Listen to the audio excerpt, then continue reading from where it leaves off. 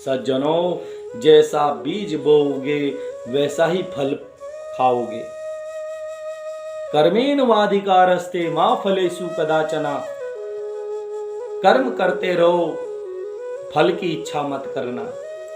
जैसे जैसे हमारे जो कर्म होंगे वो कर्म आगे चल करके हमारे सामने आएंगे। इसलिए कर्म ऐसा करो जिससे आने वाली पीढ़ी भी हमारी सुधरे। अगर जो कर्म हम करेंगे वही कर्म आगे चल करके हमारे बच्चे करेंगे। इसलिए जो कर्म हमारे माता पिता ने किए होंगे वही कर्म हम कर रहे हैं। इसलिए सबसे बड़ा इस संसार में सबसे बड़ा भगवान कौन है? माता पिता ही सबसे बड़े भगवान होते हैं। अगर माता पिता के चरण स्पर्श करके और 4 परिक्रमा कर ली जाए तो वो चारों सिद्ध हो जाते हैं। वो 4 धाम की यात्रा के बराबर वो कर्म हमारे वो सिद्ध हो जाते हैं। इसलिए सबसे बड़ा भगवान हमारे माता पिता है। इस धरती में माता पिता है, उससे बढ़कर कोई संसार में नहीं, क्योंकि हमारे माता पिता इस धरती पर हमको लाए हैं। इसलिए अपने माता पिता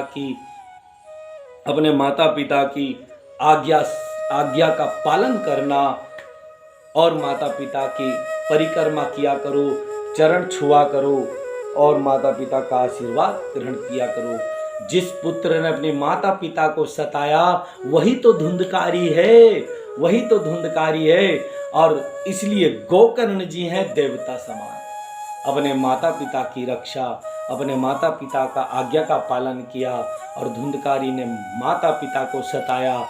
तो ये कर्म के फल जब जब जैसा कर्म करोगे वैसा ही फल पाओगे। जैसे धुंधकारी ने जो कर्म किया वही फल पाया था, और जो कर्म गोकर्ण जी ने किया वही फल गोकर्ण जी ने पाया था।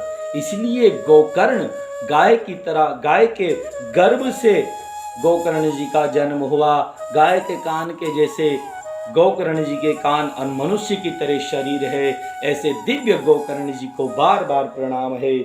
बोले गोकर्ण जी महाराज की जय।